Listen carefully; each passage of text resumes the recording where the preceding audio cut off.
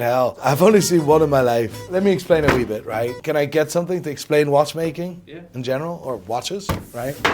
This is a hammer, yeah? I'm not gonna do what you think I'm gonna do, yeah? Mechanical watches are ridiculously special, and I think we're underestimating how special they actually are. How incredibly difficult and insane it actually is. So, remember a clock on the wall of your grandparents, right? A big clock. Right, on the wall, and it had this thing hanging underneath it. That thing was doing this, yeah, a pendulum. The same principle you can find in a mechanical watch, in every mechanical watch. Manual wound, but also automatic. We call that a balance wheel. It's a wheel that spins left to right, but it does that in a certain pace where you cannot see that it goes left and right unless you look very close. Keep in mind, if you grab that clock off the wall and you shake it, you disturb the regulation, you disturb the balance, you disturb the timekeeping, the possibility of timekeeping. That frequency that's being created by the pendulum, right, you disturb that frequency. You need that frequency to be equal for it to tell accurate time. That's how it works. But mechanical watches, you can do that. So you can shake it and it's still accurate. It's mind-blowing, right? That's not something new.